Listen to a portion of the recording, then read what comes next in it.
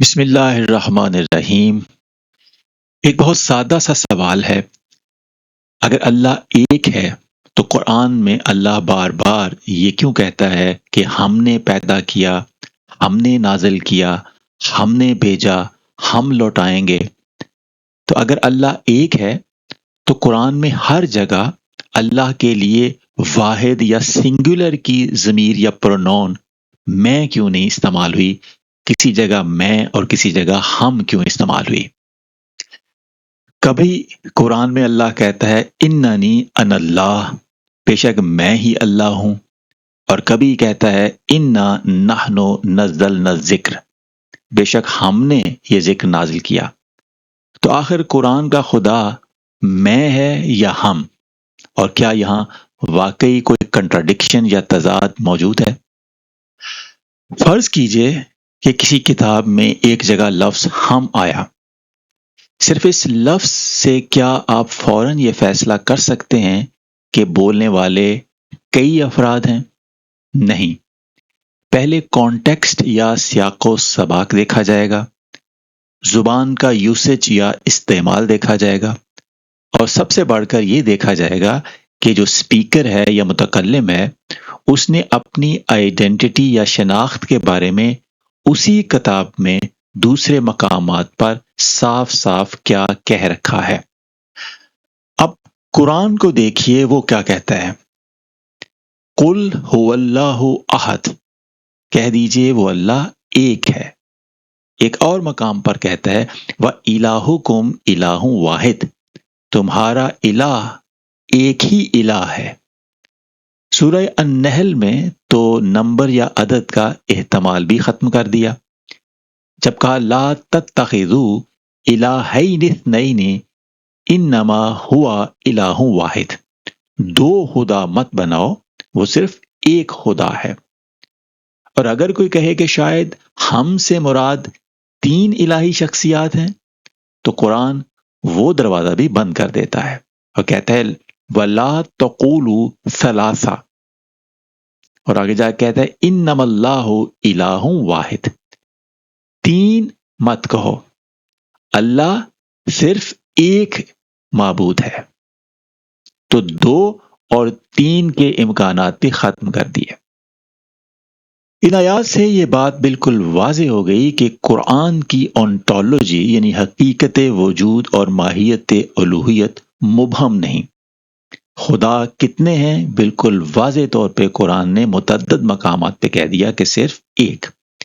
اب اسی قرآن میں جب وہی خدا اپنے لیے کہیں ہم استعمال کرتا ہے تو ایک مبہم نحوی یا صرفی صورت کو لے کر درجنوں واضح مقامات اور بیانات کو رد نہیں کیا جا سکتا۔ یہ تعبیر و تشریح کا بنیادی اصول ہوتا ہے کہ مبہم کو واضح کی روشنی میں سمجھا جاتا ہے، نہ کہ واضح کو مبہم کے تابع رکھا جائے۔ لیکن سوال تو برقرار ہے کہ پھر قرآن اللہ کے لیے جمع کا صیغہ ہم کیوں استعمال کرتا ہے؟ یہاں عربی زبان کو سمجھنا ضروری ہے۔ عربی میں فرسٹ پرسن پلورل یا جمع متکلم صرف نیومیریکل پلورالٹی یا عددی کثرت کے لیے استعمال نہیں ہوتا۔ ایک صاحب اقتدار اپنی عظمت، اتھارٹی یعنی اقتدار و اختیار، اور گرینجر یا جلال و عظمت کے اظہار کے لیے بھی پلورل فارم یا جمع کی صورت استعمال کر سکتا ہے۔ اسے رائل وی کہتے ہیں انگلش میں، اور اردو میں کہیں گے جمع تعظیم یعنی تعظیم والی جمع۔ اب اسی موضوع کو تھوڑا مزید گہرائی میں سمجھتے ہیں۔ انسانی تخلیق کے سلسلے میں اللہ تعالی کبھی واحد کی ضمیر میں اور کبھی جمع کی ضمیر ہم استعمال کرتا ہے۔ مثلا ایک جگہ ہے لقد خلقنا الانسان فی احسن تقویم، یقیناً ہم نے انسان کو بہترین ساخت پر پیدا کیا۔ یہاں خلقنا ہم نے پیدا کیا، جمع کا صیغہ۔ لیکن دوسری جگہ ہے وما خلقت الجن والانس الا لیعبدون، اور میں نے جن و انس کو صرف اپنی عبادت کے لیے پیدا کیا، یہاں واحد کا صیغہ، خلق تو میں نے پیدا کیا۔ اور آدم کے بارے میں فرمایا لما خلقت بیدیہ، اسے جسے میں نے اپنے ہاتھوں سے پیدا کیا، یہاں بھی واحد کی ضمیر میں۔ سوال یہ ہے کہ کیا جہاں جمع کا صیغہ ہے وہاں کئی خالق ہو گئے، اور جہاں واحد کا صیغہ ہے وہاں صرف ایک خالق ہے؟ نہیں، اس کو بھی اللہ تعالیٰ نے واضح کیا کہ اللہ ہو خالق کو کل شیء، ہر شے کا خالق اللہ ہی ہے، وَهُوَ الْوَاحِدُ الْقَهَّارُ، اور وہ واحد ہے، سب پر غالب ہے۔ تو ذرا اس ساخت کو دیکھیے، ہر چیز کا خالق واحد، اور ساتھ ہی الواحد دی ون، یعنی ایک۔ لہذا ہم نے پیدا کیا، یہ گرامیٹیکل گرینجر ہے یا نحوی اور بلاغی اظہار عظمت ہے، کئی خود مختار خالقوں کا اعلان نہیں۔ اب اس سے بھی زیادہ طاقتور مثال سورۃ الانبیاء میں دیکھیے، جہاں کہا گیا وَكَانُوا لَنَا عَابِدِينَ، اور وہ ہمارے عبادت گزار تھے۔ یہاں عبادت کے سلسلے میں بھی اللہ تعالیٰ نے جمع کی ضمیر استعمال کی ہے، لنا، ہمارے لیے۔ اگر کوئی شخص ضمیر کو حقیقی عددی کثرت سمجھ لے تو مسئلہ پیدا ہو جائے گا، لیکن چند آیات بعد اسی صورت میں اللہ فرماتا ہے وَأَنَا رَبُّكُمْ فَاعْبُدُونِ، اور میں تمہارا رب ہوں، لہٰذا میری عبادت کرو، یہاں واحد کی ضمیر۔ صرف اتنا ہی نہیں، آگے جا کے کہا کُلٌّ اِلَيْنَا راجعون، سب ہماری طرف لوٹنے والے ہیں، ہماری طرف، جمع کا صیغہ۔ اور پھر وَإِنَّا لَهُ كَاتِبُونَ، یقیناً ہم اسے لکھوا رہے ہیں۔ تو ذرا ترتیب دیکھیے، پہلے جمع کا صیغہ ہمارے عبادت گزار، پھر واحد کا صیغہ میں تمہارا رب ہوں، میری عبادت کرو، پھر جمع کا صیغہ ہماری طرف، پھر جمع کا صیغہ ہم لکھوا رہے ہیں۔ تو کیا خدا کی تعداد ہر آیت کے ساتھ بدل رہی ہے، یا متکلم ایک ہے مگر ریٹوریکل رجسٹر یعنی بلاغی اسلوب اور طرز اظہار بدل رہا ہے؟ جو ایکسپلینیشن یا توضیح پورے ڈیٹا یا تمام شواہد اور مواد کو ایک ساتھ سمجھا دے، وہی اسٹرانگر ایکسپلینیشن یا زیادہ مضبوط توضیح ہوتی ہے۔ اور یہاں اسٹرانگر ایکسپلینیشن یا زیادہ مضبوط توضیح واضح ہے کہ ریفیرنٹ جو ہے آیت کا یا مرجع جو ہے آیت کا، وہ ایک ہے، اللہ، صرف اظہار اسلوب بدل رہا ہے۔ یہاں ایک اور سوال پیدا ہوتا ہے کہ کیا واحد کی ضمیر میں ہمیشہ محبت کے اظہار کے لیے اور جمع کی ضمیر ہم ہمیشہ طاقت یا عظمت کے اظہار کے لیے آتی ہے؟ یہاں بھی احتیاط ضروری ہے۔ بعض مقامات پر واقعی سنگولر پروناؤن یا واحد ضمیر انتہائی قربت پیدا کرتا ہے۔ مثلا دعا کے سلسلے میں فرمایا وَإِذَا سَأَلَكَ عِبَادِي أَنِّي فَإِنِّي قریب، جب میرے بندے میرے بارے میں تم سے پوچھیں تو میں قریب ہوں۔ غور کیجئے، انی میرے بارے میں واحد کی ضمیر، فإنی بے شک میں واحد کی ضمیر، اجیب میں جواب دیتا ہوں، دعانی جب وہ مجھے پکارتا ہے۔ تو اس پوری دعا کے سلسلے میں واحد کی ضمیر۔ یہاں زبان میں ایک ایکسٹرا آرڈنری انٹیمیسی یا غیر معمولی قربت اور اپنائیت ہے، گویا بندے اور رب کے درمیان کوئی گرامیٹیکل ڈسٹنس یا لسانی یا نحوی فاصلہ بھی باقی نہیں رہا۔ اسی طرح موسیٰ علیہ السلام سے فرمایا اننی انا اللہ لا الہ الا انا فاعبدنی، اللہ نے فرمایا کہ یقیناً میں ہی اللہ ہوں، میرے سوا کوئی معبود نہیں، بس میری عبادت کرو۔ تو وہاں بھی غیر معمولی قربت اور اپنائیت کا اظہار۔ لیکن یہاں غلطی یہ ہوگی کہ ہم ایک ریجڈ فارمولا یا جامد یا غیر لچکدار قاعدہ بنا دیں کہ میں ہمیشہ کلوزنس یا قربت کے لیے آتا ہے اور ہم ہمیشہ عظمت و جلال کے لیے. کیونکہ ابھی ہم دیکھ چکے ہیں کہ سورۃ الانبیاء میں آیا لنا عابدین، یعنی جمع کا سیگا کہ وہ میرے نہیں بلکہ ہمارے عبادت گزار، ہمارے جمع کا سیگا آیا. لہذا بہتر اصول یہ ہے کہ یہ کہا جائے کہ جو پرونون کا چوائس ہے یا ضمیر کا انتخاب ہے وہ ریٹوریکل میننگ یا بلاغی معنی پیدا کرتا ہے، مگر اس کا کردار سیاق سے طے ہوگا، یعنی کانٹیکسٹ سے. اسے کوئی مکینیکل فارمولا یا جامد قاعدہ نہیں بنایا جا سکتا. ایک اور سوال کہ کیا ہم سے اللہ اور ملائکہ مراد ہیں؟ یہ توضیح بعض مقامات پر بظاہر دلکش لگتی ہے، کیونکہ قرآن میں ہے کہ بہت سے کام ملائکہ کے ذریعے انجام پاتے ہیں، لیکن ہم is not equal to Allah plus ملائکہ یا we is not equal to Allah plus angels. اس کو ہم اس فارمولے کو ہر جگہ استعمال کرنا بھی درست نہیں. کیوں؟ کیونکہ قرآن ہمیں ایک بہت اہم ڈسٹنکشن یا امتیاز سکھاتا ہے، وہ یہ کہ جو الٹیمیٹ ایجنسی ہوتی ہے یعنی اصل اور حتمی فاعلیت، اور جو ڈیلیگیٹڈ ایجنسی ہوتی ہے یعنی تفویض شدہ فاعلیت، یہ دونوں الگ الگ چیزیں ہیں. ایک الٹیمیٹ فاعل ہوتا ہے اور ایک ڈیلیگیٹڈ فاعل. اس کو ابھی ہم مثال سے بھی دیکھیں گے. مثال دیکھیے، موت کے بارے میں قرآن کہتا ہے اللہ یتوفی الانفس حین موتہا. اللہ جانوں کو ان کی موت کے وقت قبض کرتا ہے. تو جان کون قبض کرتا ہے؟ اللہ، اس آیت کے مطابق.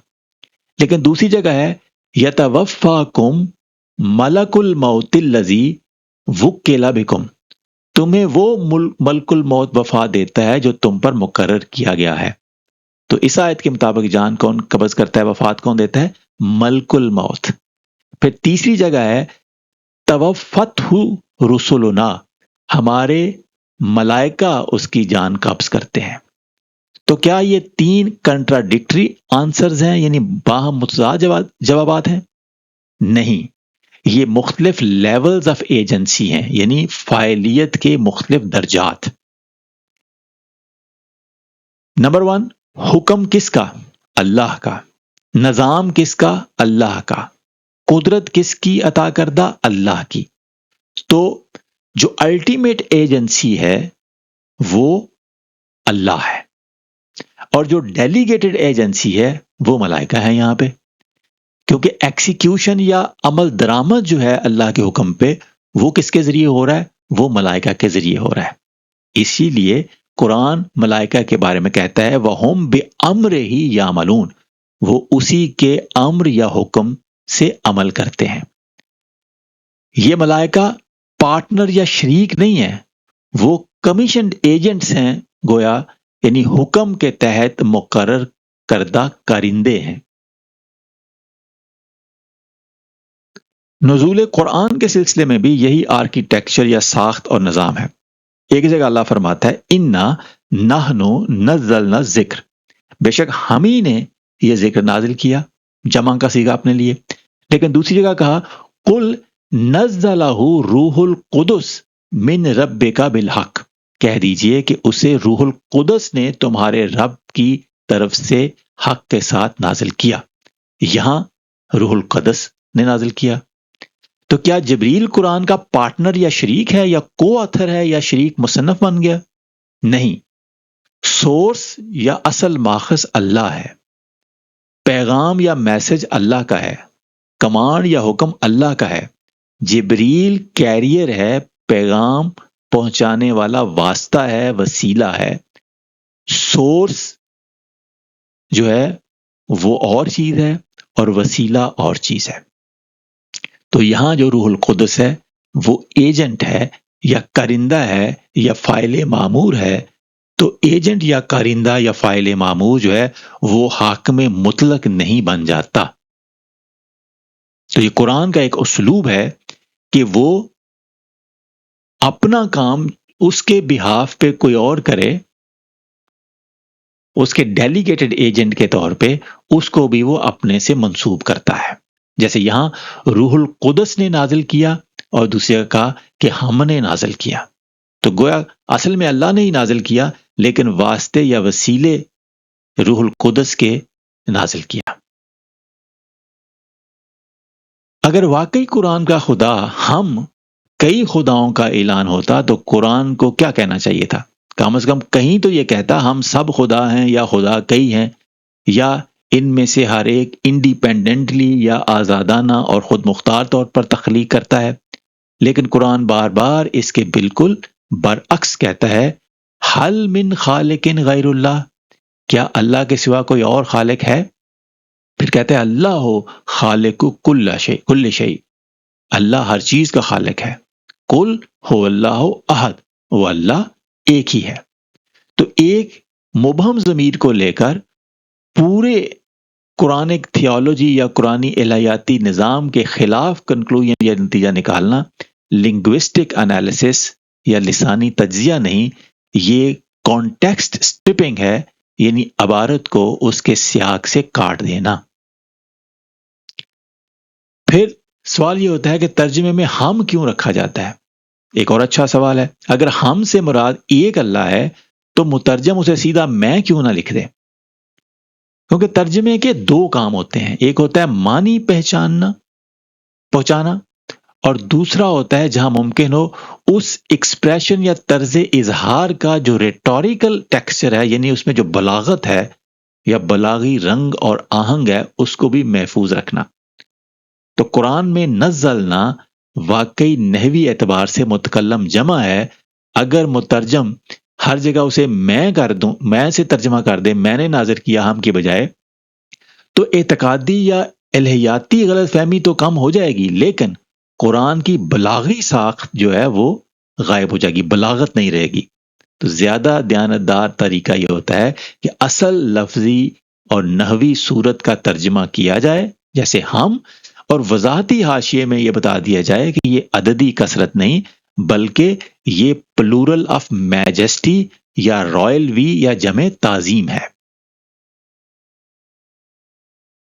اصل مسئلہ دراصل پروناؤن یا ضمیر نہیں، اور یہاں میں چاہتا ہوں کہ ہم سوال کو ایک درجہ اوپر لے جائیں، یہاں سے کوئی اصول اخذ کریں. اصل سوال یہ نہیں کہ اللہ ہم کیوں کہتا ہے، اصل سوال یہ ہے کیا ہم کسی عبارت کا معنی صرف ایک لفظ سے طے کر سکتے ہیں، یا پورے مکمل کلام اور سیاق سے ہمیں کرنا چاہیے؟ قرآن ہمیں انٹلیکچول ڈسپلن یا فکری ضبط اور علمی دیانت سکھاتا ہے کہ کسی بھی مبہم ایکسپریشن کو، ایمبیگیوس ایکسپریشن یا اظہار کو پکڑ کر اس کے آس پاس کی ایکسپلیسٹ سٹیٹمنٹس یعنی واضح بیانات کو نظر انداز نہ کیجیے. ایک لفظ کو پوری اعتقادی اور الہیاتی نظام پر حاکم نہ بنائیے، بلکہ ترتیب یہ رکھیے کہ سب سے پہلے کلیئر اور واضح ایکسپریشن یا سٹیٹمنٹس کو دیکھیے، پھر سیاق یا کانٹیکسٹ کو دیکھیے، پھر اس زبان کے استعمال کو دیکھیے کہ محاورہ عرب میں وہ زبان کیسے استعمال ہوتی ہے، پھر ریٹورک یا بلاغت کا پہلو دیکھیے، اور پھر کوئی نتیجہ نکالیے. اس ترتیب سے اگر پڑھیں گے تو پھر مسئلہ تقریباً خود ہی حل ہو جائے گا.